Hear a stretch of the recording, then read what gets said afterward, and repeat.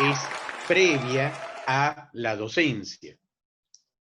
Entonces, habíamos hablado y habíamos dicho que entre las características que hacían que esto fuera previo, habíamos visto este esquema que lo vamos a continuar analizando hasta el final del curso, pero en este esquema habíamos visto que un investigador es una persona que, número uno, domina el conocimiento. Número dos, produce conocimiento nuevo. Número tres, tiene apertura mental. Es una persona abierta de mente, una persona con autocrítica, una persona que acepta que comete errores. Es un científico, y todo científico genuino, si ustedes hablan con un científico de verdad, lo primero que les va a decir es que el científico convive con el error, convive cotidianamente con el error. El científico usa el error como herramienta de aprendizaje. No nos olvidemos que Tomás Alva Edison en un momento dijo, no me equivoqué 1000 veces en la búsqueda de un filamento que no se queme para dar luz. Fueron mil aprendizajes. O sea, nuevamente, todo científico ve en el error un aprendizaje. Las personas cerradas, las personas que no tienen autocrítica, las personas que tienen baja autoestima, nivel ameba, nivel lombriz, por ejemplo, no aceptan que cometan algún error, por ejemplo, y son las personas que dogmatizan su clase, dogmatizan el aula, y el dogma es el enemigo número uno de la ciencia. El dogma es válido en la religión, no en la ciencia. En la iglesia, cuando un sacerdote dice, Cristo caminó sobre las aguas, ustedes nunca van a ver a los fieles que levanten la mano y digan, ¿cómo que caminó sobre las aguas? ¿Por qué no se hundió? ¿Y la ley de la gravedad? ¿Y qué pasó con Newton? Eso no lo van a ver nunca. ¿Por qué? Porque el criterio de verdad en religión se llama fe. ¿Y qué significa la fe? Creer por confianza. Entonces, el sacerdote dice un dogma, dice, Cristo caminó sobre las aguas. ¿Y qué contestan los fieles? Es palabra de Dios, o sea, no se discute.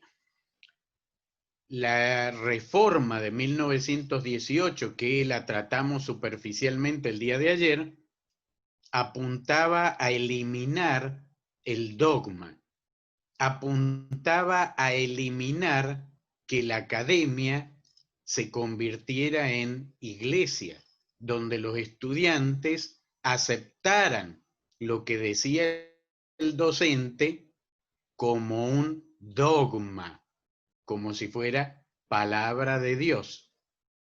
Bien, el criterio de verdad en la religión, ya lo dije, es la fe. Y en la academia, ¿cuál es el criterio de verdad? El cuestionamiento. Entonces, un docente tiene que enseñarle al estudiante a cuestionar. Tiene que enseñarle al estudiante a que entienda el error como instrumento de aprendizaje. Pero ¿cómo le vamos a enseñar eso a un estudiante si el propio docente no lo acepta? Entonces ahí es donde aparece el dogma y la enseñanza de tipo religiosa. Cuando yo digo enseñanza religiosa, no me estoy refiriendo a que el docente se ponga a enseñar religión en aula, sino que me refiero a que utiliza la misma mecánica que la religión en el aula. Y eso la academia no lo permite, aunque demasiadas universidades, demasiados docentes, la mitad más uno lo haga, pero eso no está permitido. Es contrario a la filosofía de la ciencia, es contrario a los principios epistemológicos de la ciencia. Bien, pero nuevamente, ¿cómo evitamos eso? ¿Cómo le enseñamos a un estudiante a cuestionar? Pues bien, si el docente fuera investigador, no tendría ningún problema porque es su moneda cotidiana. Por eso es tan importante la investigación. Ayer también vimos que la investigación tiene otra finalidad, una finalidad que proyectada en el aula permite cumplir con el primer mandamiento de la docencia, el fin de la propia docencia. ¿Dicho por quién? Por la UNESCO. ¿Y quién es la UNESCO? Bueno, es el máximo órgano educativo a nivel mundial. Y este objetivo que plantea la UNESCO ha sido consensuado por todas las universidades del planeta Tierra, Sistema Solar y Vía Láctea. En otras galaxias no sé si será diferente, pero en esta es así. ¿Y qué decía la UNESCO? Que el objetivo primero y último de la educación, de la docencia, era formar seres humanos íntegros. Y nuevamente, ayer hablamos de esto y dijimos que formar significaba cambiar un esquema mental. ¿Y qué sería cambiar? Porque a veces uno piensa, bueno, pero eso es adoctrinar. No, todo lo contrario. Adoctrinar es meter en la cabeza de otro ideas dogmáticas que no se discuten. Lo que busca la academia con la formación de un ser humano íntegro es todo lo contrario. Lo que busca la academia es que el cerebro de nuestros estudiantes no acepte nada como verdadero o cierto, que cuestione todo y que ese ser humano llegue a la verdad o lo más cercano a esa verdad a través del razonamiento lógico, no la imposición, no el dogma, el razonamiento lógico. Y eso solamente lo puede enseñar un investigador. ¿Por qué? Porque el investigador es el que tiene la competencia para eso.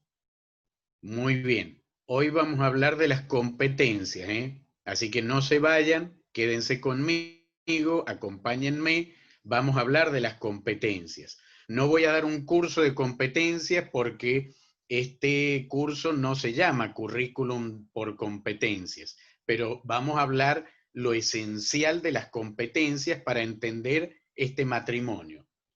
Ayer también hablamos de cómo alcanzar la formación de seres humanos íntegros utilizando el poder que tiene una persona. También dijimos que el poder se manifestaba a través de sus acciones. El poder que no se ejerce no existe. Ajá. ¿Y quién tiene potencialmente los poderes para formar a una persona? También lo dijimos, no es el docente, ¿eh?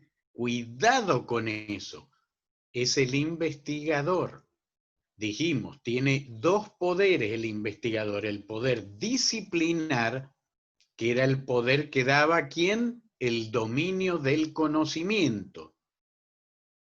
O sea, el docente es una persona que va a dar o va a exponer su conocimiento, pero en una forma propia, con una estrategia propia. Por ejemplo, la mía es ser agresivo con la enseñanza, ser sarcástico, soy muy sarcástico, muy irónico, me hago la burla muchas veces de ciertas situaciones, cosas que a muchas personas les afecta, a muchas personas les afecta, a muchas personas les afecta. Ajá, ¿de qué se trata la docencia? De eso que les afecte. Ajá, creo que estoy empezando a sacudir personas hoy.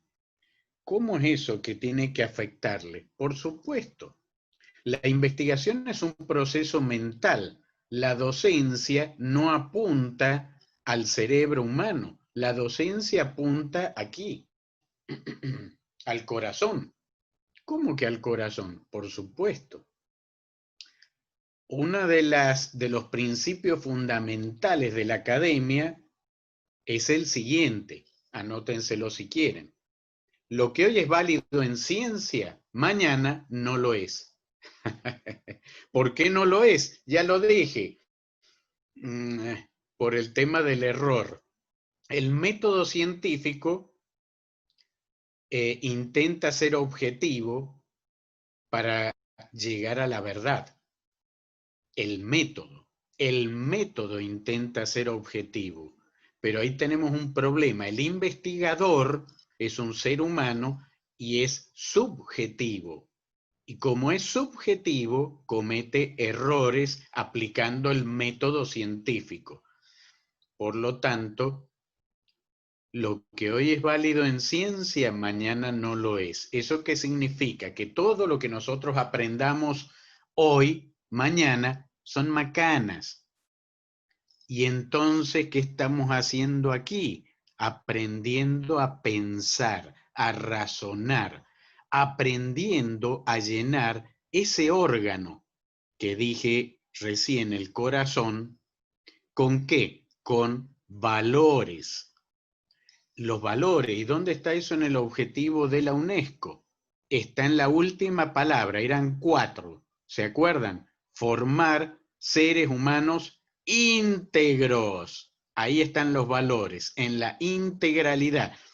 ¿Eso qué significa? Significa que aunque yo sea docente de matemáticas, tengo que enseñar sentido de responsabilidad, tengo que enseñar cuestiones sobre ambiente, cuestiones sobre género, cuestiones sobre educación general, ética, moral, los valores.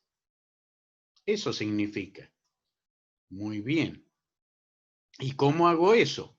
Con el segundo poder que dije que tenía el investigador y que tiene que heredarle a la docencia, el poder ético, el poder de predicar con el ejemplo, lo cual también nos va a conducir al currículum por competencias, ese poder.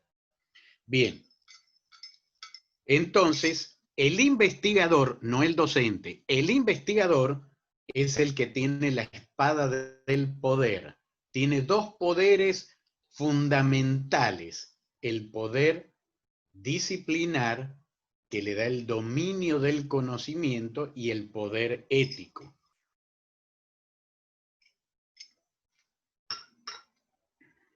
¿Cómo se manifiestan estos poderes? Ayer también lo discutimos. Cada tanto tengo que hacer una pausa, me van a disculpar. Estoy tomando aquí un chocolate caliente porque estoy con el aire acondicionado, hace mucho calor, se me seca la garganta y me cuesta seguir. Bueno, simplemente para explicarle si hay unos segundos de silencio. Pero yo sigo estando aquí, ¿eh? Bien, continuando. ¿Dónde estaba? Ah, ya está.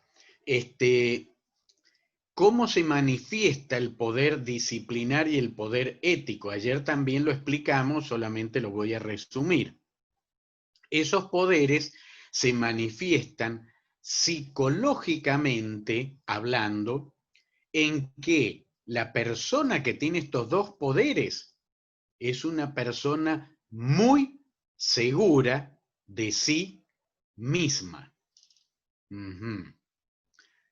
Y ayer estuvimos hablando también, a ver si lo tengo por aquí, yo no sé, esta porquería del PowerPoint, no entiendo por qué no me lee la mente. Bueno, ayer les dije, es una persona muy segura de sí misma. Y eso, ¿para qué me sirve a mí tener una persona muy segura de sí misma al frente de un aula, por ejemplo? Pues bien, la seguridad del docente psicológicamente también se traduce en credibilidad de parte del discente. Para eso sirve. ¿Y para qué quiero yo la credibilidad? Porque nadie cambia si no cree. ¿Qué hace, por ejemplo, cómo logra un estafador aplicando mal esta forma de poder? ¿Cómo logra un estafador estafar a alguien? Porque son personas tan seguras de sí mismas que el estafado le cree. Entonces termina siendo estafado porque le creyó. Entonces fíjense que este poder realmente funciona y funciona muy bien. Los grandes líderes de la historia, ¿por qué cambiaban a las personas? Porque eran personas creíbles. Por eso. Bien, los países desarrollados, cuando uno dice, bueno, ¿por qué este país es así? ¿Qué sé yo? Bueno, porque han entendido esta epistemología de la educación. Ellos han entendido el poder que tiene la educación. Por eso, también, porque lo han entendido, la han legalizado también. ¿De qué manera? Yo les conté ayer. Países como Finlandia, Japón, Suecia, Noruega.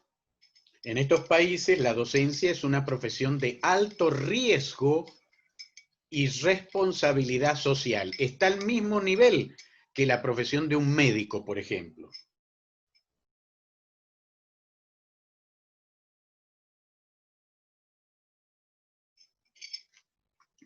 Un médico trata con la salud humana. El docente trata con la esencia humana. Y un docente, por ejemplo, tiene el poder de tomar un adolescente y convertirlo en un Adolfo Hitler o en un Martin Luther King, en quien quiera. Entonces, no es poca cosa el poder que tiene. Obviamente, muchos estarán pensando, eso yo no lo he visto nunca, y tienen toda la razón. En Latinoamérica no lo van a ver nunca. ¿Por qué no lo van a ver nunca? Porque la mayoría de los docentes no tienen ningún poder aquí. Son docentes replicativos. Yo estoy hablando del docente ideal, no del docente que nos vamos a encontrar todos los días. ¿Hay excepciones? Por supuesto que las hay. Ya dije, yo hablo de los problemas, de lo que está mal. De eso voy a hablar. Muy bien. Entonces, por eso es que no vamos a ver ese poder en Latinoamérica, pero en otros países sí se lo ve. Sí se lo ve y se lo valora. El docente es el que puede transformar. El investigador no, claro, es que al investigador le falta algo en esta ecuación. ¿Qué le falta? Pero pues bien, al investigador le falta algo fundamental. El investigador está encerrado en el microscopio.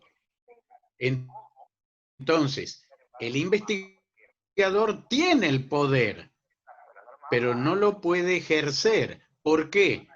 Porque no está frente a un aula.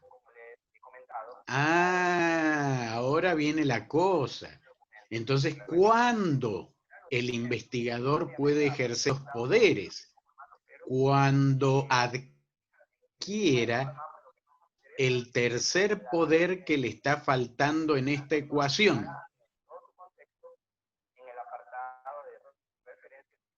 Si ustedes miran esta fórmula, van a ver aquí, y no sé si se ve el mouse, creo que no se ve. ¿Se ve el No. mouse, Edgar? No, Claro, no hay se ve, alguien en casa. querido Enrique. No se ve. ¿No se ve? No. Pucha, bueno.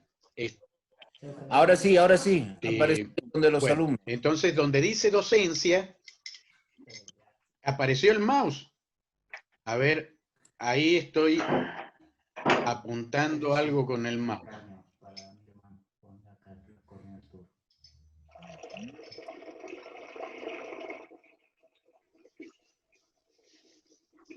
Ok. Para que un investigador pueda ejercer sus poderes, necesita un tercer poder. Ese tercer poder es el menos poderoso, el menos creíble y el más inútil de todos los poderes. Pero curiosamente, queridos amigos, es el poder que tiene el 100% de los docentes. No todos los docentes tienen el poder disciplinar.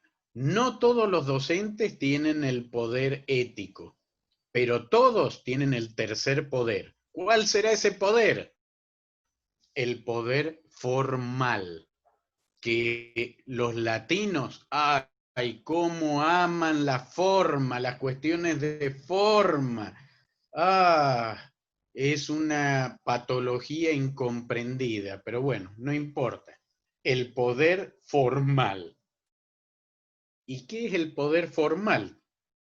Es el poder que le permite a un docente pararse frente a un aula. Es un memorándum, es un contrato. Ese es el poder formal. ¿Por qué es el más inútil y el menos creíble de todos? Porque cualquier pelagato con un memorándum se para frente a un aula, hace karaoke y listo. Por eso también no es creíble. Bien. ¿Qué es lo que nos dice la lógica epistemológica de cómo debe llegar un investigador al aula? El investigador tiene que llegar al aula a través de un concurso de antecedentes. Y en ese concurso de antecedentes y oposición, ejercerá el poder disciplinar y el poder ético. Y con esos dos poderes intentará obtener el tercer poder, el poder formal. Y con esta trilogía, él ya puede manejar un aula, ya puede ejercer su poder en el aula. Ah, pero él domina el conocimiento, tiene el poder disciplinar, tiene el poder ético, tiene el poder formal. Sin embargo, es un investigador. Entonces, para poder ejercer esos poderes en el aula, va a necesitar transducir. Transducir es un término que yo me robé de la física.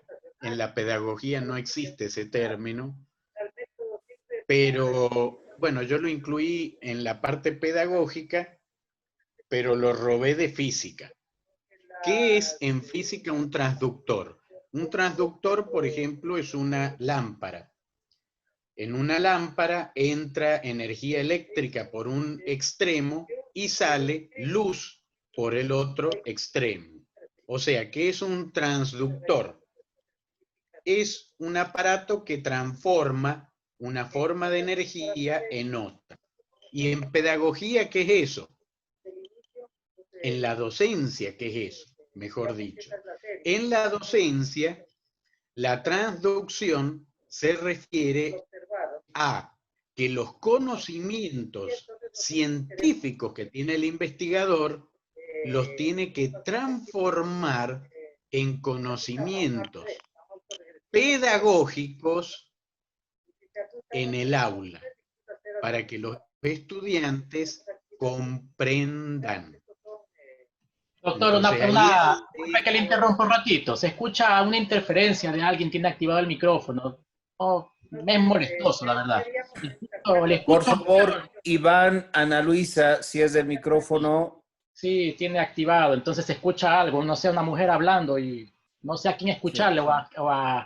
Al profesor o a la otra persona. Ok, listo, ya está. Gracias, mil gracias. Ok, ¿se solucionó? Sí, ahí está. Sí, tenía el micrófono abierto el participante Iván. Bueno, ok. Continuaremos entonces, ya solucionado el inconveniente. Bien, estábamos diciendo, ¿qué estábamos diciendo? Ya no sé qué estábamos diciendo. A ver qué era. Perdí el hilo.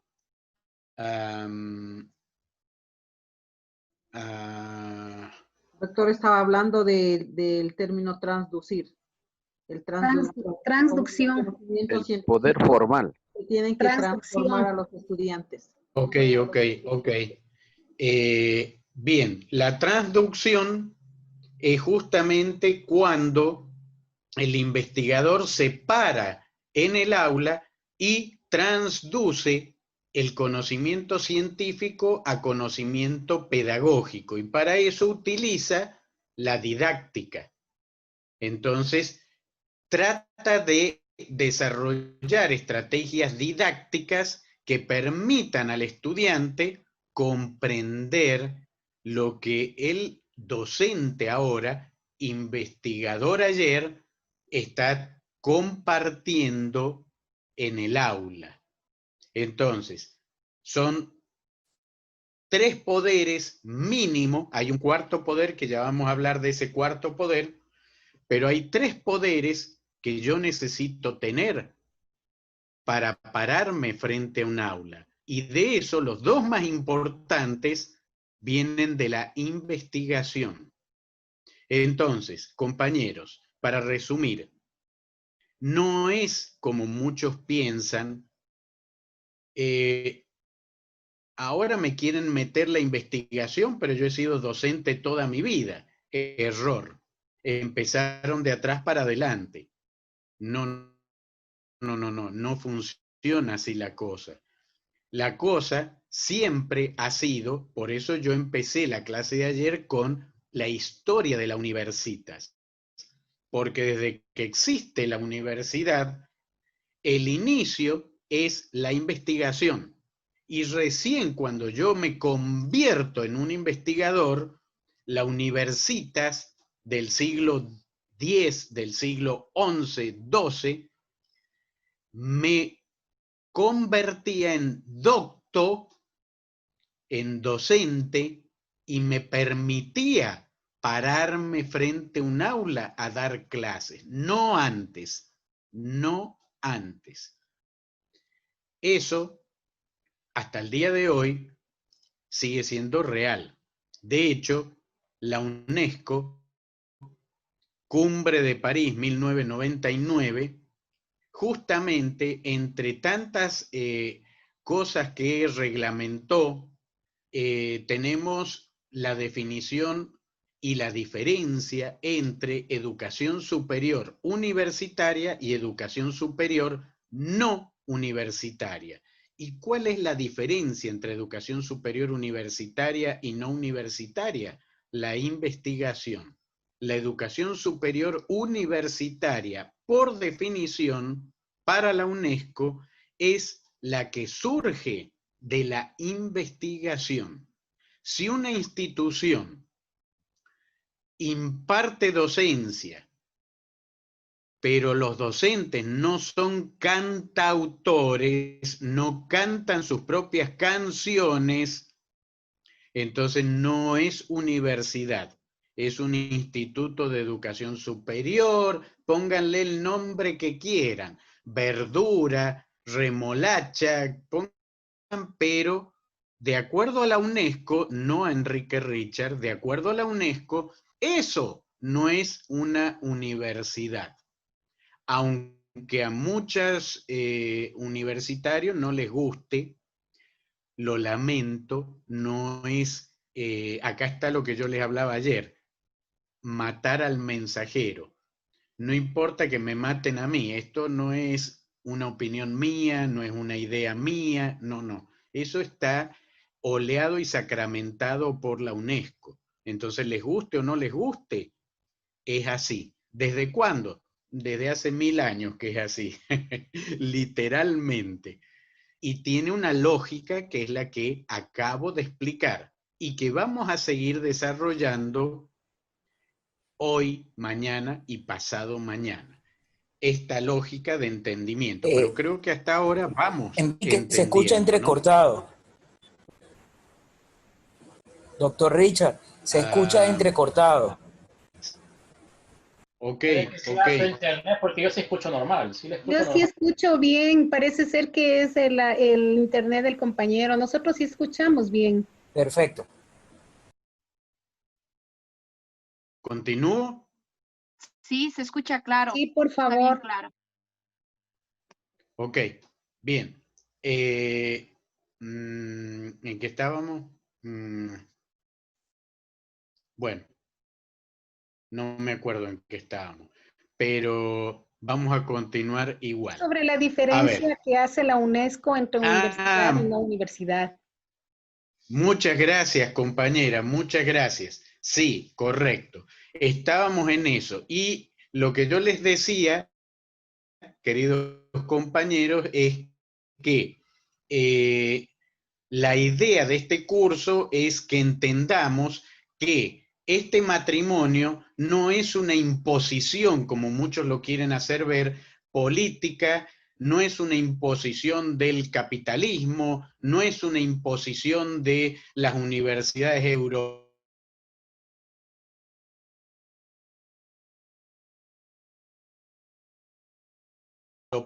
no. Esto de junto a la docencia en un matrimonio perfecto es lo que siempre hizo a la universidad ser universidad. Las universidades que no tienen este matrimonio, que tienen solamente a un miembro de la pareja, según la UNESCO, vuelvo a repetir, no se pueden llamar universidades. Bueno, en Latinoamérica sí, porque nos encanta reglamentar lo que no es legítimo. Nos encanta. Entonces legalizamos lo que no es legítimo. Una vez alguien me dijo, nosotros somos una era una autoridad de posgrado. Y esta autoridad de posgrado me dijo, nosotros somos una universidad autónoma. Entonces, para nosotros, la investigación no es importante. No nos interesa la investigación. Y somos una universidad que no hace ni piensa hacer investigación. Más o menos para que yo no siguiera insistiendo en investigar. ¿Y por qué yo insistía en investigar? Porque era un doctorado. ¿Y en serio un doctorado sin investigación? Bueno, créanme, los hay. Porque esto es Latinoamérica. Bueno, entonces, ¿qué le dije yo a este señor? Le dije, mire, el tema es el siguiente. La universidad es un concepto inventado en Europa. La universidad, le guste o no le guste, tiene su fórmula. Si usted no respeta esa fórmula, entonces no es universidad, independientemente de la autonomía que tenga. Y le di un ejemplo práctico. Si ustedes quieren fabricar Coca-Cola, pues primero tendrán que tener la autorización de Coca-Cola para fabricarla. Cuando la tengan, aunque sean autónomos, no pueden fabricar Coca-Cola de color azul. Tiene que ser negra y tiene que tener el mismo gusto que la Coca-Cola en todas partes del mundo. Y tienen que hacerla como dice Coca-Cola. No, pero yo soy autónomo y voy a hacer Coca-Cola verde. No, señor. Usted puede hacer cualquier porquería verde, pero no va a ser Coca-Cola. Pero yo le voy a poner Coca-Cola. Póngale Coca-Cola, pero no va a ser Coca-Cola. Bien, lo mismo pasa con las universidades. Entonces, hay gente que se enoja cuando uno le dice, eso es una universitrucha. No, somos universidad. No, no, no, no. Para ser universidad tienen que respetar la fórmula de la Coca-Cola. Si no, no son Coca-Cola, no son universidad. Entonces, ¿quién pone las reglas de esto? La UNESCO. ¿Pero la UNESCO lo hace caprichosamente? No. La UNESCO hace cumbres cada 5 o 10 años y convoca a las universidades de verdad de todo el planeta Tierra, de todo el sistema solar y la Vía Láctea. Próximamente Andrómeda también.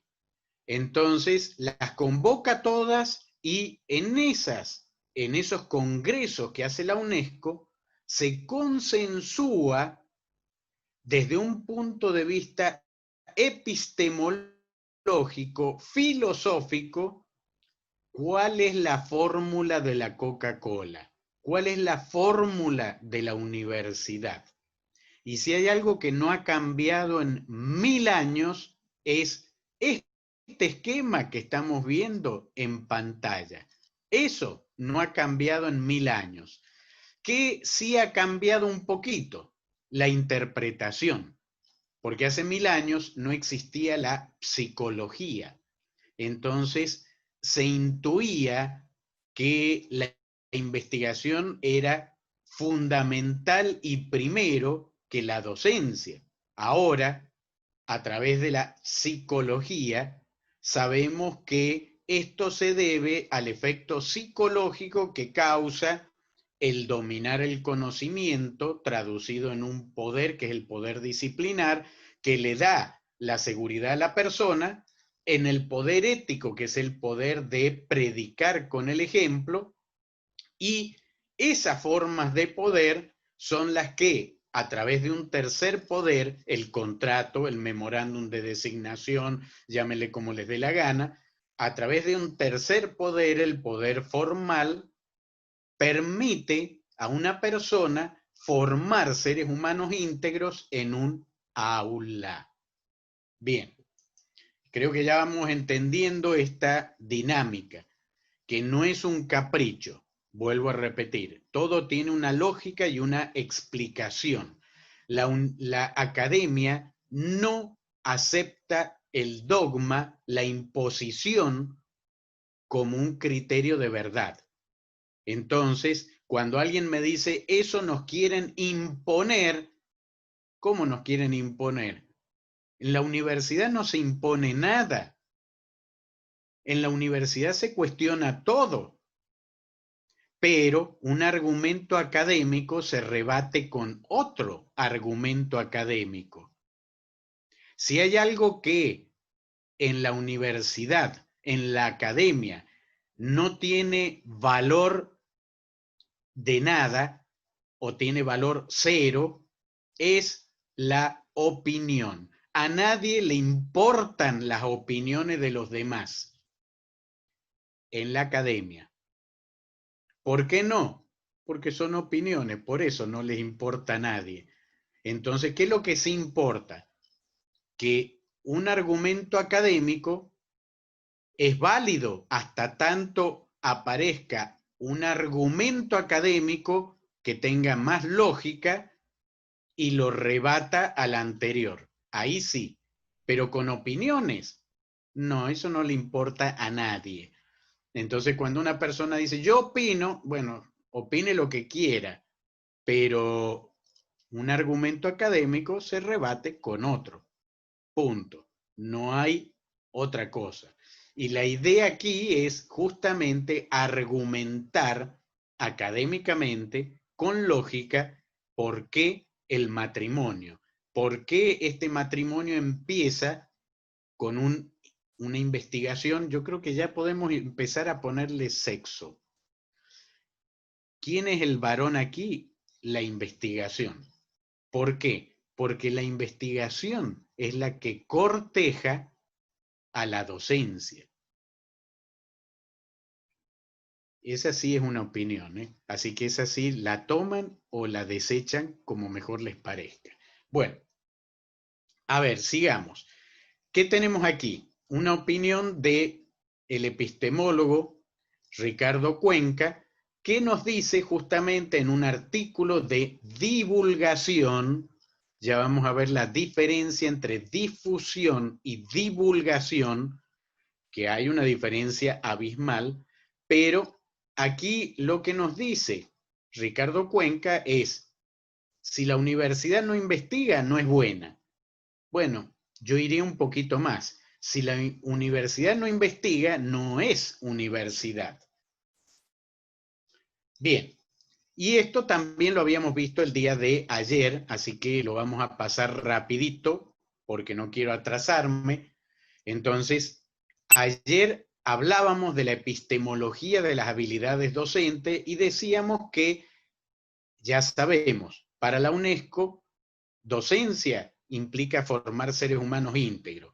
Y hablamos de lo que era formar y hablamos de la diferencia entre formar e informar. Los que hacen karaoke informan. Los docentes, investigadores, forman. ¿Qué es formar? Ya lo dije. Formar es cambiar las conexiones neuronales, la forma en que una neurona hace sinapsis con la otra. Traducido, aprender a razonar, aprender a debatir, aprender a cuestionar, aprender a pensar lógicamente. Eso es formar, cambiarle el cerebro a una persona, no adoctrinarla, todo lo contrario, ¿eh? Todo lo contrario. Una persona formada nunca podría ser adoctrinada. Cuidado con eso. ¿Y qué es íntegro? De eso vamos a hablar un poquito, creo que mañana o pasado mañana. Pasado mañana. Pero íntegro ya expliqué algo. Íntegro se refiere a los valores, porque es más importante para la UNESCO que la universidad forme a una buena persona que a un buen profesional. Porque un buen profesional puede ser corrupto, pero si es buena persona, socialmente hablando, a toda sociedad le conviene mucho más una buena persona. Mucho más. Bien. El perfil docente universitario ideal en un contexto de poder. Bien, y acá está. Ayer no me acuerdo, háganme recuerdo, alguien habló de esta fórmula que puse aquí, no recuerdo quién era, si me hacen recuerdo hoy, ¿quién era? Julia le comentaba sobre la vocación, decía que eso muchas era la gracias, base Julia. para ser un docente. Correcto, Julia, correcto, sí, sí. Muy pertinente el comentario de Julia, lo agradecí ayer, lo vuelvo a agradecer hoy.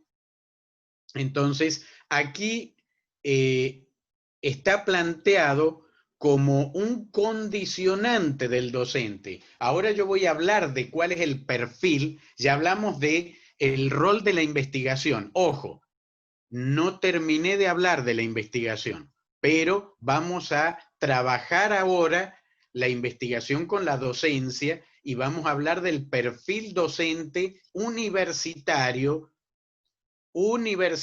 de acuerdo al concepto de la UNESCO de universidad para el siglo XXI.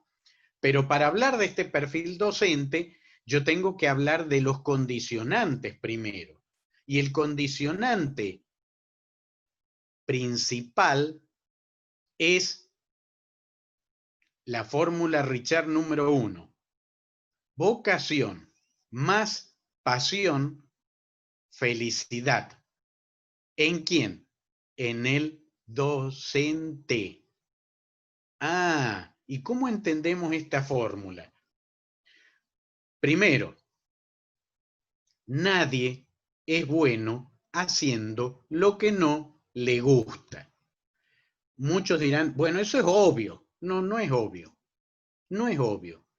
Porque con estos cursos intentamos reflexionar sobre los problemas que tiene la Universidad Latinoamericana hoy. ¿Para qué? Para cambiar esos problemas, arreglarlos. Y uno de los problemas es la falta de vocación. ¿Por qué es uno de los problemas? A ver, no sé. En el año 2003, con el doctor Rolando Barral, escribimos el libro Educadores Nuevos, Educadoras Nuevas. El libro en PDF lo tienen en la bibliografía que hoy les pasé, para el que lo quiera leer. Bien. En la primera hoja del libro, bueno, no sé si era la primera hoja, la segunda o la tercera, porque las primeras hojas tienen que el prólogo, que no sé qué, que no sé cuál, que el índice, todo eso. Pero en la primera hoja del texto, del contenido, yo empecé con una frase, escuchen bien, tomen nota, sáquenle fotocopia, pero no se olviden del autor. Y la frase dice así: la universidad actual se ha convertido para muchos profesionales en la salida laboral del fracaso profesional. A muchos colegas no les gustó el comentario. Eso fue en el 2003. Hasta el día de hoy no puedo dormir porque no les gustó el comentario. No, mentira, duermo perfectamente. Me importa 3 rabanitos. Si les afectó mi comentario, qué pena. Bien. ¿Cuál es la reflexión de esta frase? ¿Qué nos enseña esta frase? ¿Qué nos dice esta frase? Una realidad latinoamericana. Muchos profesionales salen al mercado laboral y les va mal. ¿Por qué les va mal? Tiene mucho que ver con el currículum por competencias, pero ya vamos a hablar de eso. La cuestión es que les va mal. Entonces, premio consuelo, me hago docente. ¿Cómo me voy a hacer docente? Fácil. Mi primo es decano de tal facultad, me va a dar una peguita docente. Entonces, me hago docente. Ahora, ese docente que fracasó en su profesión, que nunca ejerció su profesión, ¿ustedes creen que le puede enseñar a un estudiante a tener éxito donde él no tuvo éxito? Ahí tenemos la paradoja de las competencias. Esa es la paradoja. Nadie puede desarrollar en un estudiante las competencias que el propio docente no tiene. Entonces es un círculo de retroalimentación positiva. Los fracasados que terminan de docente en la universidad inducen al fracaso a los futuros profesionales también. Y después Latinoamérica paga las consecuencias con el fracaso. Tenemos profesionales manejando taxis, vendiendo ropa usada en la 16 de julio en Bolivia. Y muchos no saben por qué. Ok, ya les expliqué por qué. Bien. Entonces, la primera parte de esta fórmula, vocación más pasión igual felicidad, es súper importante. Analicemos cada parte. Vocación, ya lo dije, nadie es bueno haciendo lo que no le gusta. Entonces, una vez en una conferencia que les di al gremio de los profesores rurales, un docente me dijo, a mí me pagan poco, yo enseño poco. Wow, dije yo. Me parece que usted no es docente. ¿Cómo que no? ¿Qué soy, según usted? Y según yo, mercenario. Eso es usted, un mercenario. ¿Y usted cómo piensa? Me dice, porque era bien atrevido. A ver, ¿cómo pienso yo? Yo pienso de la siguiente manera. Yo trabajo en lo que más me gusta. Soy docente. Y encima de que hago lo que más me gusta, me pagan. En cambio usted, ¿qué le gusta hacer a usted? A mí me gusta el fútbol. Ah, ¿le gusta? ¿Cuánto le gusta? Es lo que más me gusta. Ah, le digo, y cuando usted va a la cancha, se para en la entrada y le dice, a mí me encanta el fútbol, entonces el de la boletería le dice, ah, bueno, si a usted le gusta, pase gratis. No, me cobran. Ah, le cobran. Imagínese usted lo feliz que soy yo, que yo hago lo que más me gusta y encima me pagan. Yo no tengo que pagar para hacer lo que me gusta. En cambio, usted sí. Bien, esa es la filosofía detrás de vocación. Y obviamente, si yo hago lo que más me gusta, lo tengo que hacer con pasión, porque la pasión, queridos compañeros, es como el bostezo, se contagia. Y por lo tanto, esa fórmula se traduce en felicidad. Hay mucha gente que me dice, ¿qué tiene que ver la felicidad en la docencia? ¿Cómo que tiene que ver?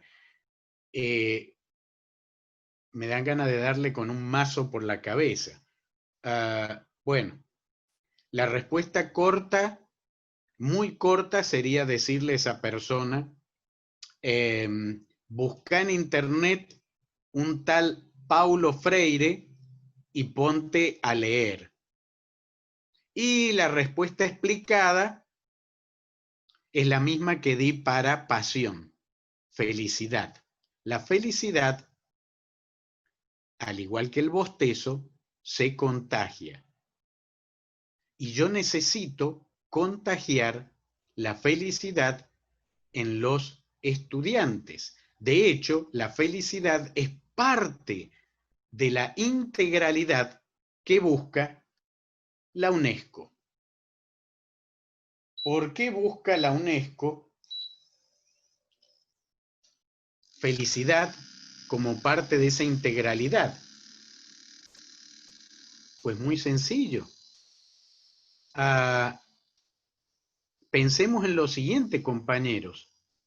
Si una persona no es feliz, ¿puede hacer feliz a otra persona?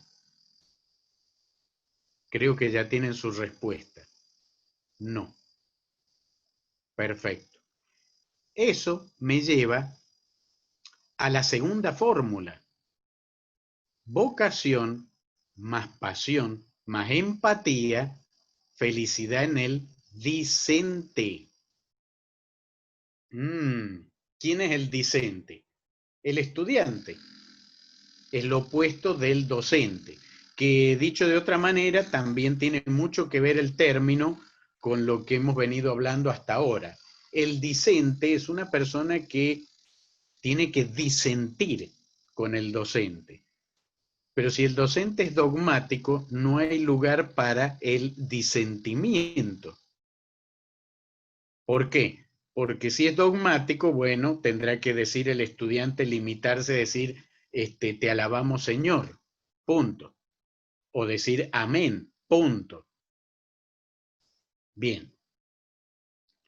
¿Qué cambia en esta segunda fórmula? La empatía. ¿Qué es la empatía?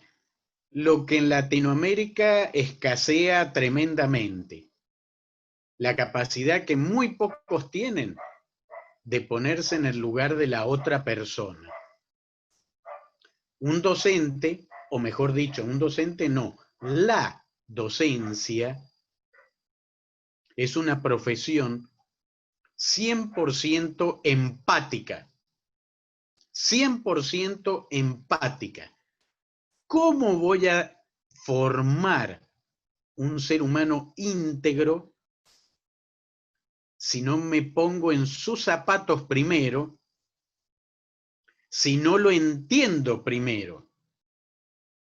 ¿Cómo hago yo un currículum, un pensum, un sílabus, llámenle como les dé la gana, no me importa? ¿Cómo hago un pensum a la medida de los estudiantes, que así debería ser, si no sé quiénes son? Si no los conozco, ¿cómo lo hago? ¿Y qué necesito para conocerlos? Empatía. Ponerme en el lugar de ellos. Justamente el primer programa que hice de la academia, el café virtual, científico y cultural, lo dediqué a eso. Critiqué lo que hicieron el 90% de las universidades en Latinoamérica con la pandemia y la enseñanza virtual. No hubo empatía. Nadie se puso a pensar en los estudiantes. Nadie.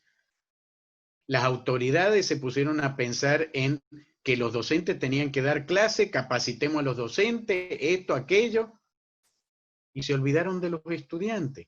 Ahí tienen un indicador clarísimo de la falta de empatía. Tenemos como docentes que enseñarle a nuestros estudiantes cuán importante es la vocación, porque hoy nuestros estudiantes no eligen sus carreras por vocación. Y eso los perjudica sobremanera. ¿Por qué? Porque tienen que estudiar una carrera que no les gusta. Por lo tanto, no son felices. Y después, cuando terminen, van a tener que ejercer una carrera que no les gusta. Y nadie es bueno haciendo lo que no le gusta. Por lo tanto, tienen grandes posibilidades de fracasar en su profesión. ¿Y qué pasa si fracasan en su profesión? Bueno, siempre está el premio consuelo, ser docente en alguna universitrucha, para seguir replicando el ciclo del fracaso. Como ven, compañeros, todo en esta vida tiene una explicación.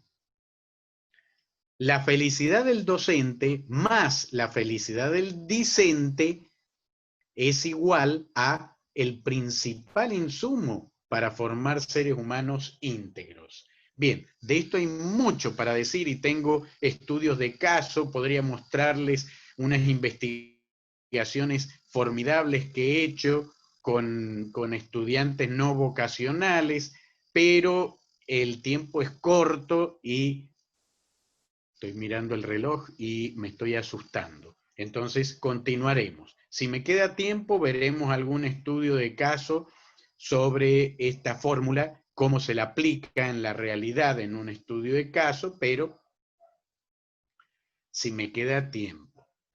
Entonces, resumiendo, el poder, o mejor dicho, el perfil ideal del docente actual, el ideal, no el que existe, el ideal, está resumido en esta fórmula que dice el poder PIS. ¿Qué significa PIS? Es el poder de transformación social. Yo puedo transformar una sociedad completa desde la docencia, como lo hizo Alemania después de la Segunda Guerra Mundial, como lo hizo Japón, como lo hizo Suecia, Finlandia, Estados Unidos, como lo han hecho los países Gran Bretaña, Francia, los países desarrollados. Y lo hicieron aplicando básicamente esta fórmula que estamos viendo aquí. El poder para cambiar una sociedad desde un aula es igual a la sumatoria del poder disciplinar más el poder ético más el poder formal, que recordemos que ese poder formal es lo que me permite pararme en un aula, multiplicado por el poder carismático. ¡Wow! Faltaba ese poder. ¿Y qué es el poder carismático? El poder carismático es un poder emergente de los otros tres. Cuando un docente se para frente a un aula, cuando un docente logra que sus discentes se comporten como discentes, discutan, no con opiniones, sino con argumentos válidos, que no crean lo que dice el docente, que lo cuestionen. El docente va adquiriendo carisma, mayor credibilidad, que a su vez retroalimenta esa misma credibilidad. Entonces aquí, pucha, acá lo tenía todo explicadito. ¿Qué era cada poder? Bueno, no importa. Acá tenemos el P sub E, que ya lo explicamos. Y del poder ético, creo que este meme, que lo saqué de Facebook, lo dice clarito. El mundo cambia con tu ejemplo, no con tu opinión. Y esto es la base para entender a los famosos haters. Los otros días una amiga, una gran amiga que tengo en Bolivia, con esto de el famoso zorro Antonio, esta amiga, bueno, escribió una opinión que yo también hice un programa de televisión y un programa de la academia, del café virtual que tengo yo. Y a ella entonces fue motivo del ataque en las redes sociales de los famosos haters. ¿Por qué odia un hater? Porque no tiene argumentos. Y como no tiene argumento, cree que su opinión tiene valor. Y cuando ve que no lo tiene, odia. Esto es algo que como académicos tenemos que enseñarlo, porque si no, vamos a seguir multiplicando haters, odiadores, que van a seguir creyendo que su opinión tiene algún valor para la sociedad. Y no lo tiene, en absoluto. Cero, cero valor. ¿No están de acuerdo? Con un argumento se rebate, no con opiniones. Bien, y en el caso de un docente, predicando con el ejemplo. Bien. Y aquí tenemos lo que yo les explicaba del poder carismático. El poder carismático, como yo les dije, es un factor emergente de la sumatoria de los tres poderes que hemos venido analizando, el poder disciplinar, el ético y el formal. Entonces, el docente, a través de su manejo de aula, a través de ese enamoramiento docente estudiantil, en el buen sentido de la palabra, porque tiene que haber un enamoramiento, si quieren un amor platónico. Entonces, cuando yo logro que el estudiante ame mi materia, eso para mí es un indicador de que voy por buen camino y que ese camino es el que yo tengo que perfeccionar, porque un docente nunca se conforma con su clase. El docente siempre piensa que la puede cambiar o dar diferente. Hoy hablaba con mi amigo Edgar, con mi amigo Max, y les decía, estoy revisando el PowerPoint.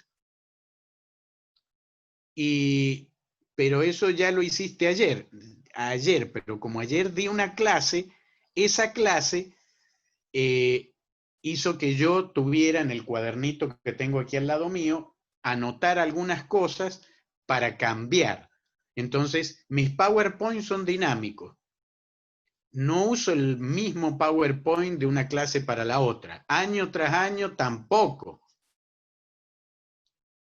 Bueno, tiene que haber un amor platónico. Y aquí también una reflexión. Hay gente que me dice, no, doctor, ¿cómo va a haber amor? A ver. Nos tomaremos un Ubicatex Forte. Tiene que haber amor. Hay una cuestión detrás de esto que nos tiene que hacer reflexionar. Todos ustedes deben haber pasado por la siguiente experiencia. ¿Cuál? La experiencia de haber cursado una materia y decir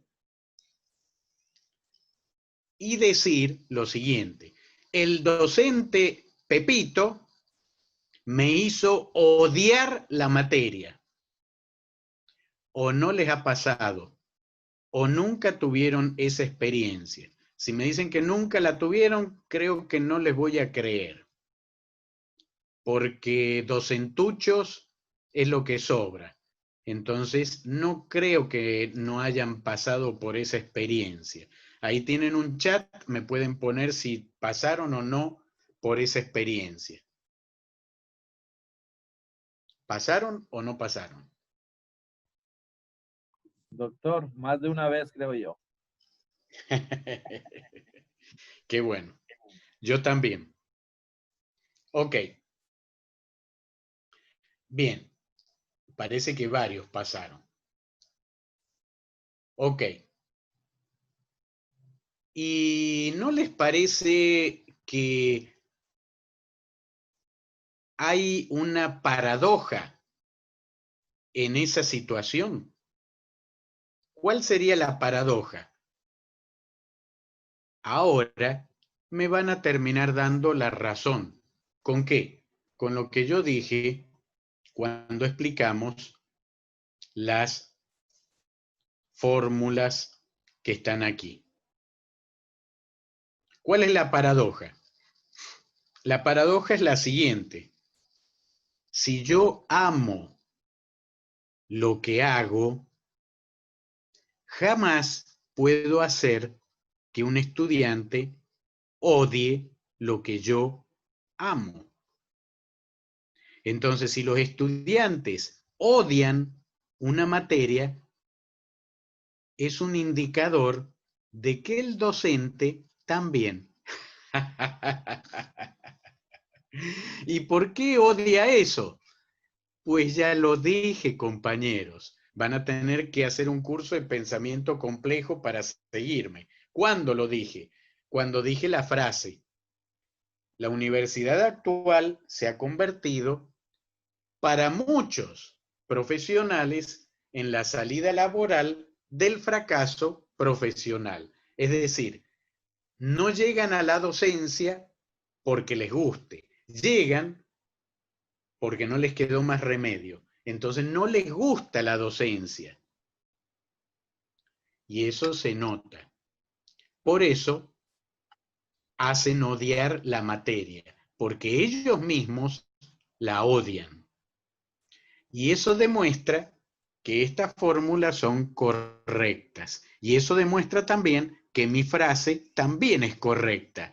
Si alguien odió alguna vez o le hicieron odiar alguna vez una materia, es porque el propio docente también la odia. ¿Y por qué la odia? Porque es un fracasado. Un mediocre fracasado. Y está haciendo lo que no le gusta. Bien. Esto es ciencia, compañeros, ¿eh? Esto es ciencia. Hay que razonar las cosas. Aquí no hay opiniones. Esto es demostrando con hechos, no palabras. Hechos. Bien, ahí tienen sus hechos. Ok, continuando con esto. La idea, ¿cuál es? Que la credibilidad del docente en el aula, entonces, se vea reflejada con publicaciones de los docentes. Que el estudiante, cuando vaya a la biblioteca o busque bibliografía en Internet, se encuentre con el nombre de su docente en esa bibliografía y diga: ¡wow! ¡Wow! Mi profe escribió tal libro, tal otro, mi profe hizo esto, mi profe... Ah, eso también influye, ¿eh? Influye muchísimo ¿en qué? En la credibilidad. Bien, brevemente, antes de abordar el tema de las competencias, que tiene mucho que ver con todo lo que hemos hablado hoy, comentar autocríticamente cuál es la problemática de las universidades de América Latina, aunque mucho de esto ya lo hemos visto.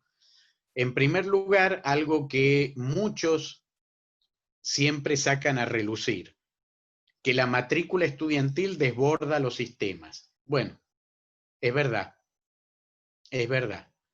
Yo he tenido cursos de metodología en la investigación en Bolivia, por ejemplo. He llegado a tener 160 estudiantes. Pedagógicamente no es lo ideal. Tenía estudiantes parados, estudiantes sentados en el piso. No, no es pedagógicamente correcto. Pero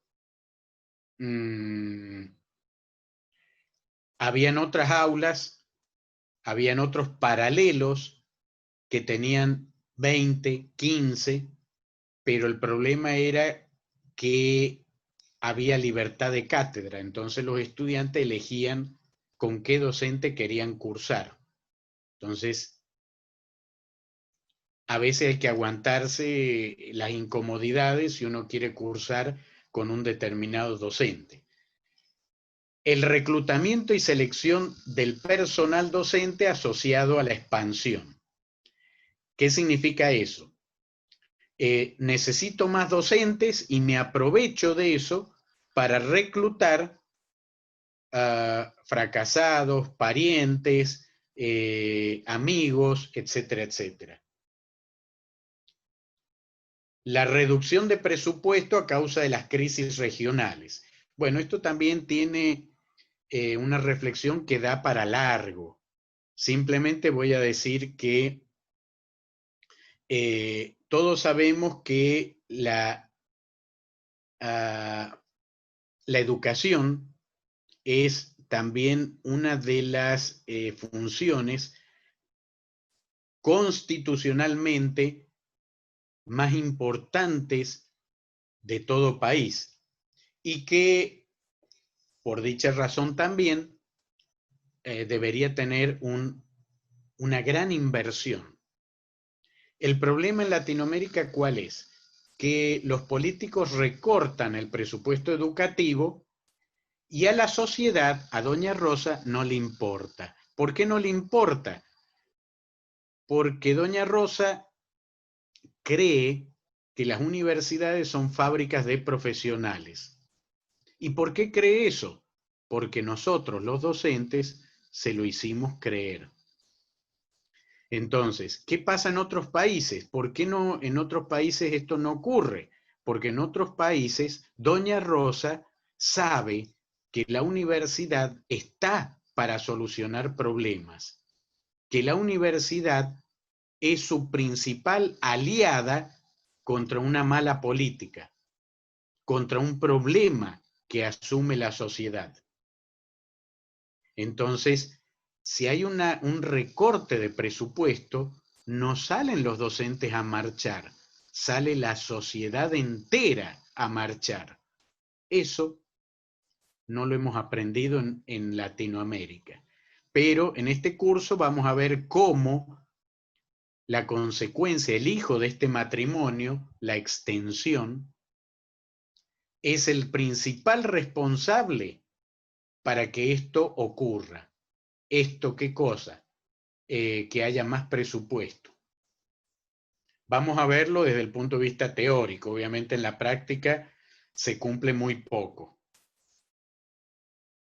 Reducción progresiva del mercado de empleo y del mercado profesional en particular también. El atraso de las instituciones en cuanto a biblioteca y acceso a la información científica también. El acceso a bases de datos cada vez está más reducido y aún las universidades que tienen acceso, los propios docentes ni lo utilizan al acceso ni estimulan a sus estudiantes a que lo usen. Necesidad de optimizar los recursos, eso también. Trabajé en una universidad hace 20 años atrás y yo estaba como coordinador de posgrado. Entonces, con el primer presupuesto iba a comprar, estoy hablando hace 20 años atrás, iba a comprar data show, proyectores. Y el decano me dijo, cuando yo le pasé el pedido, me dice, pero ¿por qué va a comprar proyectores, doctor? Porque los necesito. Pero en la bodega tenemos. ¿Cómo que tenemos? Tenemos. Me llevó a la bodega y efectivamente tenían como 10 proyectores nuevos en sus cajas, nuevos de paquete, sin abrir. Yo dije, pero eran unos proyectores tamaño baño. Yo digo, pero estos proyectores son antiguos. Lo que pasa es que no los hemos usado. ¿Por qué no los han usado? Porque se pueden arruinar. Es tan latino ese razonamiento. Bueno, ¿cuál sería el razonamiento adecuado? El razonamiento adecuado fue el que yo le di. Saque todos esos proyectores que yo los voy a usar hasta que no sirvan más. Cuando uno invierte en un proyector tiene que amortizarlo y la única forma de amortizar un aparato es usándolo. ¿Hasta cuándo? Hasta que se rompa. Se tienen que romper los aparatos. Bueno, por alguna razón eso a veces no se entiende. El agotamiento del modelo profesionalista, academicista, que obliga a valorar la actividad científica y modificar los modelos pedagógicos. Esto sí que es un problema, lo que estamos abordando hoy. La búsqueda de participación democrática que permita un funcionamiento eficaz. Sí, a pesar de que se supone que la universidad pública es democrática, todavía en Latinoamérica hay monarquías con reyes que se perpetúan en el cargo eternamente y que no permiten que otros docentes puedan postular a esos cargos. ¿Y cómo hacen para no permitirlo?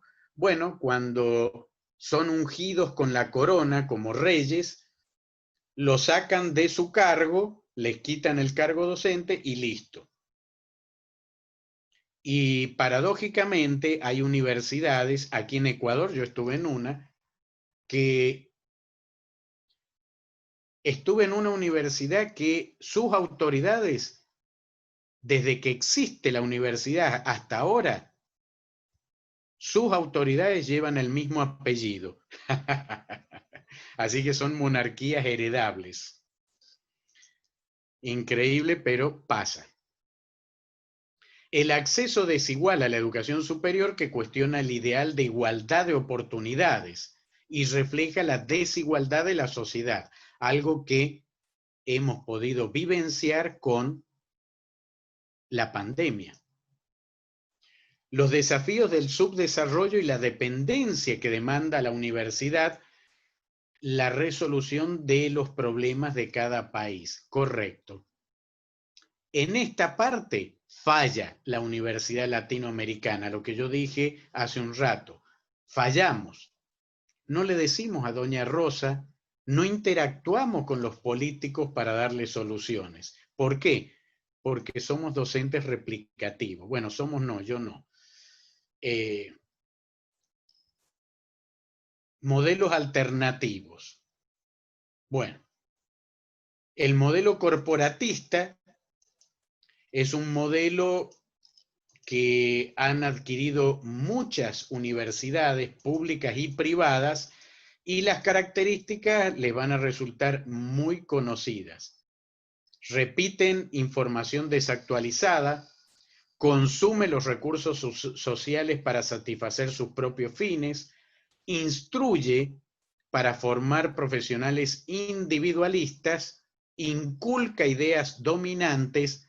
¿Se acuerdan que lo dije, no? Eso se llama adoctrinamiento.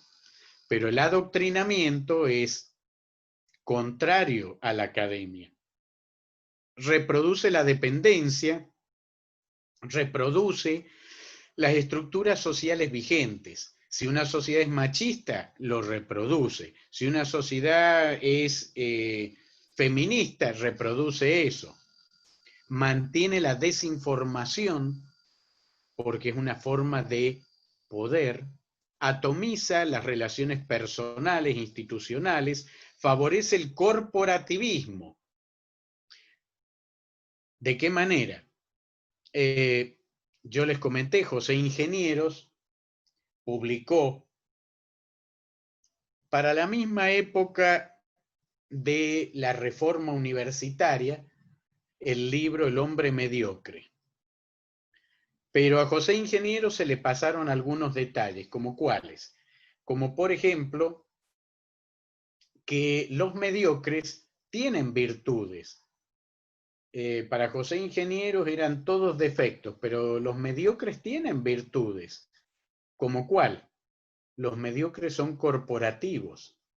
Entonces, si hay un buen docente en una universidad mediocre, el buen docente pone en evidencia la mediocridad de los malos docentes. ¿Cuál es la solución?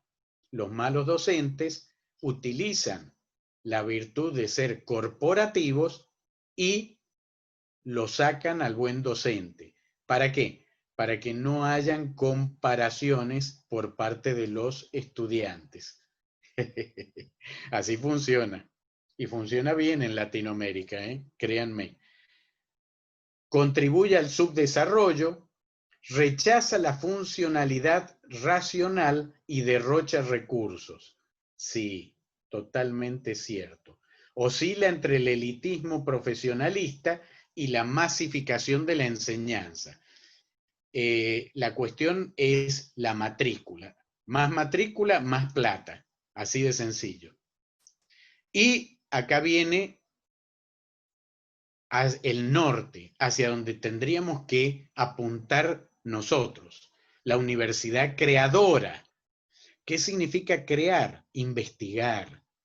Entonces, una universidad que investiga y produce conocimiento nuevo, pero produce para responder a las demandas sociales. La economía y el Estado es lo fundamental si queremos que la sociedad valore la universidad, si queremos que sea la sociedad la que salga a marchar para que haya mayor presupuesto, mejores sueldos, etcétera, etcétera. Tenemos que aprender a trabajar con la sociedad. Y para eso, ese matrimonio tiene que tener hijos. ¿Y cómo se llaman los hijos? Extensión. ¿Y qué es la extensión? La que responde a las demandas de la sociedad, la economía y el Estado. Ya lo vamos a ver. Educar para formar individuos libres y solidarios. Perfecto. Justamente la universidad que yo les comentaba reprimía cualquier cosa que fuera contraria al régimen monárquico. Increíble, tanto en docentes como en estudiantes. Tuve que salir corriendo de ahí. No puedo creer que en pleno siglo XXI existen universidades públicas donde públicamente se violen derechos humanos fundamentales como la libertad de expresión. En una universidad, es increíble. Pleno siglo XXI. Bueno, y acá está lo que les decía de la formación. ¿Qué incluye la formación? Desarrollar conciencia crítica e histórica. Cuando una persona no sabe nada de historia, repite los errores históricos. Por eso este curso yo empecé con Historia de la Universidad, para entender. Trabaja para la autonomía científica, cultural y tecnológica del país. Miren qué lindo, ¿eh? Prepara el cambio en función de los objetivos históricos de los pueblos latinoamericanos. Valoriza el acceso a la información científica. Integra a los individuos a las instituciones en torno a las demandas colectivas. Valoriza la organización democrática dentro de un proyecto de país. La universidad tiene que estar al servicio del país. No puede ser una caja negra donde por una puerta entran adolescentes y por la otra salen profesionales profesionalistas. No, eso no es la universidad. La universidad es el asesor número 1 de la sociedad, pero el matrimonio, repito, tiene que tener hijos. Si no tiene hijos, esto no va a pasar nunca. La extensión. Desarrolla la pedagogía universitaria. La vez pasada en un curso, también un docente me dijo, ¿cómo pretende usted que hagamos investigación sin presupuesto? Yo le dije, cuando uno quiere, encuentra el camino. Y cuando uno no quiere, encuentra la excusa, como esa. ¿Cómo se llama el laboratorio de un docente? Aula. Así se llama. Aula. Ajá. Entonces, no, que yo soy bioquímico, que no sé qué. Le digo, ok. ¿Y qué enseña usted, señor bioquímico? Pues bioquímica, ¿qué voy a enseñar? Ah, bueno. ¿Y cómo la enseña? Supongo que bien. Ah, supone. Le voy a decir algo. Suponer no es científico ni académico. Usted tiene que afirmar que su enseñanza es buena. ¿Y cómo quiere que lo haga? Ah, ok. Ahí tiene su línea de investigación sin presupuesto. Use su aula como laboratorio y desarrolle una pedagogía de la bioquímica y publique los resultados. Entonces, cuando uno de investigador salta a la docencia, al aula, se convierte en pedagogo también. Entonces también tiene que desarrollar líneas de investigación en pedagogía. Hay gente que a mí me dice, Quique, yo no sabía que vos eras biólogo. Sí, soy biólogo. ¿Por qué? Pero has escrito libros de educación. Bueno, es que soy docente. Soy investigador, hago investigación en mi área, biología, pero también soy docente. Me paro frente a un aula y tengo que precautelar que mi proceso de enseñanza-aprendizaje sea cada vez mayor. Y eso requiere investigación pedagógica. No es tan complicado, ¿eh?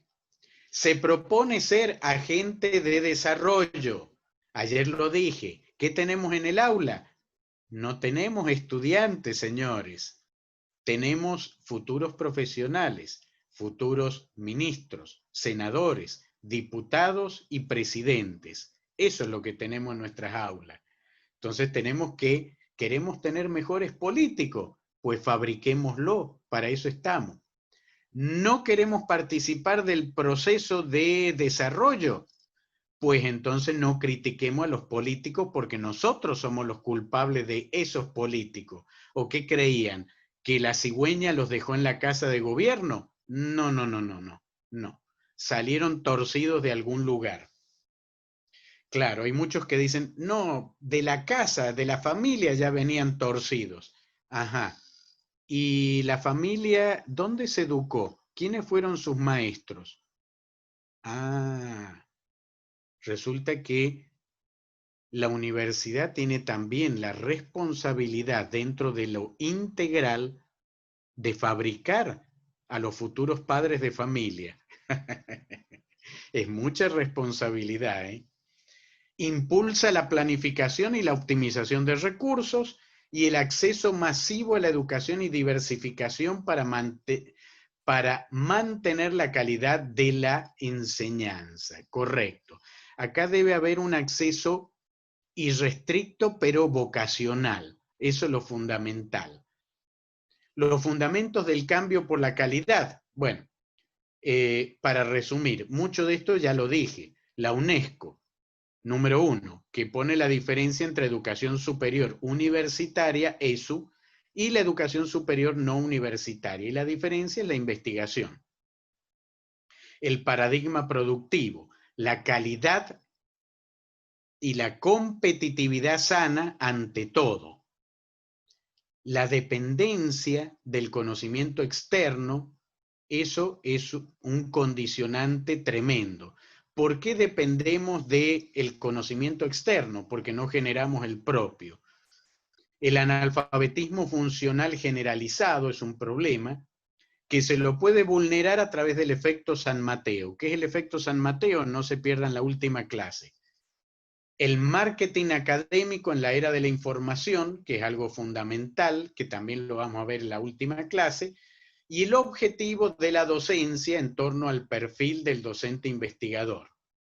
Hay que asumir el rol del docente como constructores de países nuevos. La paradoja de las transversales, que vamos a hablar ahorita, la relación entre ética y conocimiento, que la vamos a hablar el jueves, y el esquema docente en un contexto de liderazgo y poder, que lo hemos visto hoy y lo vamos a seguir viendo, y el concepto de calidad aplicado a la actitud y perfil docente y estudiantil. Bien. Deberíamos hacer una pausa para un café, pero en un rato más toca la evaluación y tengo que dar una clase de posgrado. Bien. Acá viene otro tema. Y ya estoy atrasado, me queda lo de las competencias y no sé si lo vamos a terminar hoy. Pero no importa. Esto es lo que nos prepara y lo que no entendemos en Latinoamérica, porque hay una cosa curiosa. En los últimos 10 años estuve haciendo encuestas en todos los posgrados de maestría y doctorado en los que participé.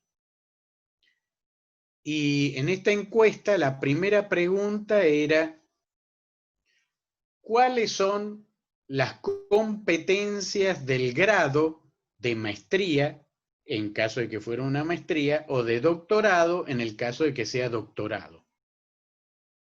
Y me pasó algo curioso. Tengo cientos de encuestas para procesar, pero de esa pregunta, 99,99% de los encuestados no sabían contestarla. No podían contestar. Y después que yo veía las encuestas, les decía al otro día, están haciendo una maestría, pero no saben qué competencias les da el grado de maestría. Entonces, ¿por qué hacen la maestría? Y ahí venían respuestas sinceras, respuestas hipócritas, respuestas falsas. No que necesito el grado de maestría porque me lo piden. Y con el doctorado lo mismo. Aquí en Ecuador, la ley orgánica de educación superior es la que pide como único grado habilitante para la docencia universitaria, doctorado, que fue un gran acierto del gobierno de Correa. De los demás, de las demás políticas, no sé, no me interesa, pero esa fue un gran acierto. ¿Por qué? Porque en los países desarrollados, bueno, eso no es un invento de Correa, no es una cuestión política. Pero ¿por qué fue un acierto? Porque en los países desarrollados siempre el grado de doctor ha sido el grado habilitante para la docencia universitaria de grado. De posgrado también, pero de grado. En Latinoamérica nos inventamos, como siempre, las leyes estúpidas que nos inventamos. Para ser docente de maestría, tiene que tener grado de maestría. Para ser docente de doctorado, grado de doctor. Y para ser docente de grado, licenciatura. No. En los países desarrollados, en Europa, donde se inventó el concepto de universidad, el único grado habilitante para la docencia universitaria es el de doctor, porque la universidad, cuando se inventó la universidad, Salamanca, Bolonia, Cambridge, todas las que vimos el día de ayer, ¿se acuerdan cuál era el único título que daban? Doctor en filosofía. Entonces, ese siempre ha sido el grado. No licenciatura, no maestría. De hecho, la maestría es como un invento del siglo XIX y XX. No es de la universidad en su esencia. Bien. La pregunta ahora es, ¿por qué el grado de doctor? Ok. Creo que si me han seguido ayer y hoy, ustedes ya tienen la respuesta. Pero analicemos epistemológicamente. Hay dos tipos de grados académicos, que yo los he dividido en egoístas y sociales. ¿Cuáles son los egoístas? La licenciatura y la especialidad. ¿Por qué son egoístas? Porque yo hago una licenciatura o una ingeniería, me recibo, trabajo en una empresa, o pongo yo mi propia empresa, mi consultorio, qué sé yo, gano mi plata y para mí, la plata. Y lo que yo hago es para mí y para mí. Por eso es egoísta. ¿Está bien? Claro que está bien. Para eso son esos grados. Pero después tenemos los grados sociales. ¿Por qué son sociales? Porque no habilitan el ejercicio profesional como tal. Habilitan para cumplir una función social. ¿Cuál?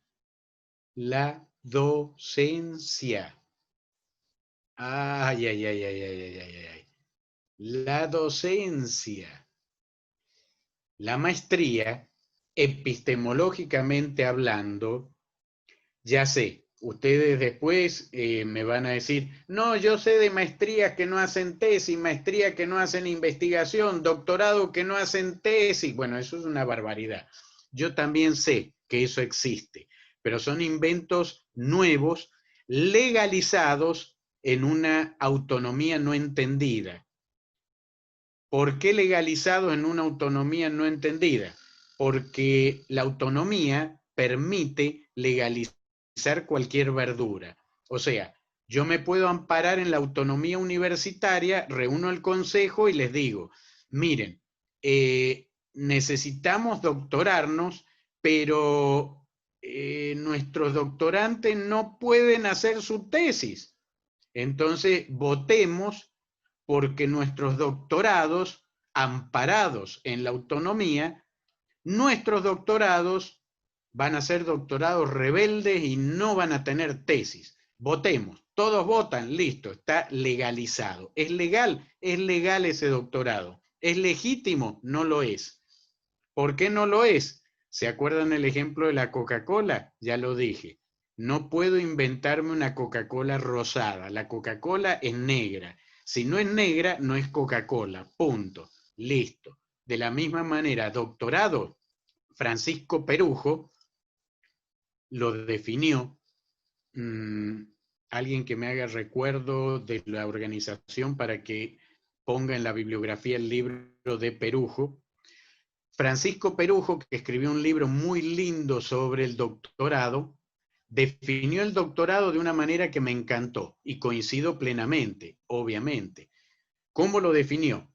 Él dijo, el doctorado es el carnet del investigador, correcto. Entonces, doctorado sin investigación no es doctorado. ¿Puedo inventarme otra cosa? Por supuesto, pero que se los vayan a reconocer fuera de esa universitrucha que se lo inventó. Ah, eso es harina de otro costal. Obviamente hay gente que a mí me ha dicho, a mí qué me importa si yo no voy a trabajar en Europa, no voy a trabajar en otro país, yo me voy a quedar en mi universitrucha. Bueno, pero aún en su universitrucha también pueden cambiar las cosas. Puede llegar la Coca-Cola y decirle, señor, la Coca-Cola rosada que usted está haciendo no es legítima y se las puede hacer cambiar, ¿eh? Cuidado. Bien, estos grados sociales, reitero, son grados sociales. La maestría y el doctorado. La maestría tenía una función que consistía epistemológicamente, reitero, eso ha cambiado, se ha distorsionado, ahora hay tutti frutti de maestrías, pero vuelvo a repetir por qué está el tutti frutti. Autonomía mal entendida. Bien, entonces, cuando se inventó la maestría, ¿cuál era la idea? Un paso intermedio al doctorado, porque las universidades tenían una gran necesidad de docentes de verdad. ¿Cómo es un docente de verdad? Ya a esta altura debemos saberlo. Investigadores primero, docentes después. Entonces la maestría, ¿qué hacía? Capacitaba la mitad de su carga horaria en investigación y la otra mitad en docencia. La carga horaria de investigación estaba dirigida a un área temática determinada y la docencia a un área pedagógica determinada que era la misma que la de la investigación. O sea, una maestría en administración de empresa incluía materias y obviamente la tesis que tenía que hacerse desde el principio, no al final.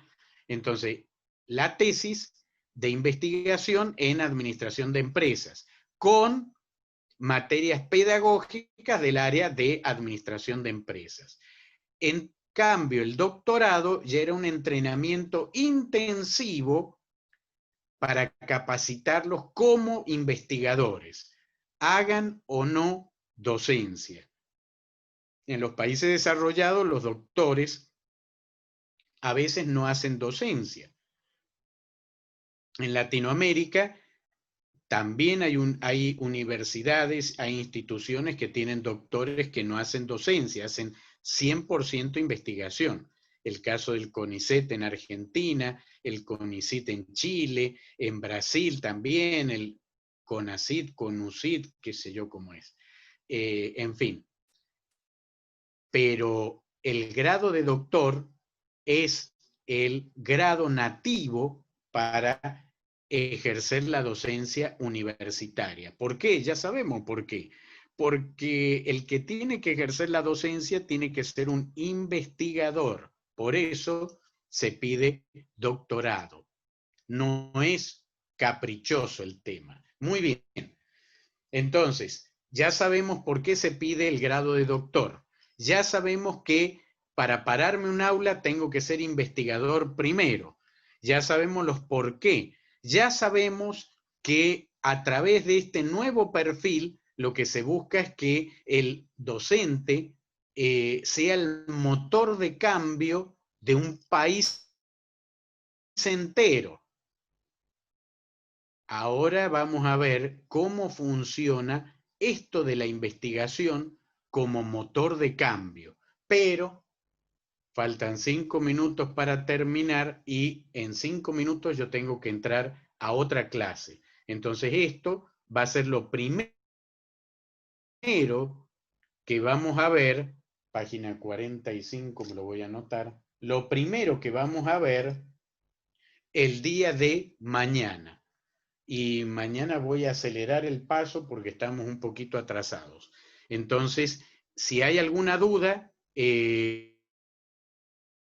alguna pregunta, háganla ahora antes de pasar al quizzes, porque hoy tenemos que terminar puntuales o si es posible 1 minuto antes. Entonces, quedo abierto a las preguntas, si las hay, y si no, vamos directamente a quizzes. Doctor, ¿Cómo buenas vamos hasta noches, ahora? ¿sí me ¿Estamos escucha? bien? Doctor, ¿me escucha? Buenas noches. Perfectamente, Camilo. ¿De dónde nos hablas? Doctor, primero felicitarle y agradecerle. Lamentablemente no pude seguirle ayer, recién estoy siguiendo su curso. Me es muy difícil porque aún tengo que hacer batidas en el tema de San Juan. Le hablo de Potosí, Bolivia. Soy docente en la Universidad Autónoma Tomás Frías. Y de verdad, todo lo que usted ha señalado se transmite en los 15 años que hemos tenido nosotros en la universidad. Es muy cierto lo que ha señalado y lamentablemente además. Sin embargo, hay que continuar con esto, hay que ser propositivos y desde luego seguir capacitándonos porque a veces nos quedamos solos. Porque usted hablaba de los colectivos, grupos de docentes y al final como una oveja negra te aíslan. Sin embargo, hay que continuar y la única forma de seguir es justamente capacitándonos, pasando estos cursos en la medida de las posibilidades, escribiendo desde luego y algo que me apasiona como usted es el tema ambiental, porque he visto en la carrera de Ingeniería Ambiental, aunque soy abogado.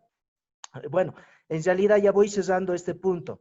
Sin embargo, de verdad, todo lo que ha señalado a mis compañeros de aula, les digo que nuestra experiencia ha trasuntado en 1 hora todo lo que se ve en muchas universidades. Y por lo tanto, hay que continuar, no hay que desmayar y hay que seguir. Y lo que decía del amor, concuerdo con usted, es el amor al conocimiento. O sea, es así. Cuando nosotros entramos a las aulas, damos todo de nosotros. Entonces, de verdad que es muy cierto y yo lo siento. Hay que tener vocación para ser docente. Entonces, concuerdo con ello. Solo eso quería decirle, respetado doctor Richard, que yo lo sigo desde el año 2003, cuando hacía mis prácticas profesionales en el Alto, en la Dirección de Medio Ambiente, que usted ahí ya escribió ya el libro de educación ambiental. Entonces, lo voy siguiendo de hace muchos años en silencio.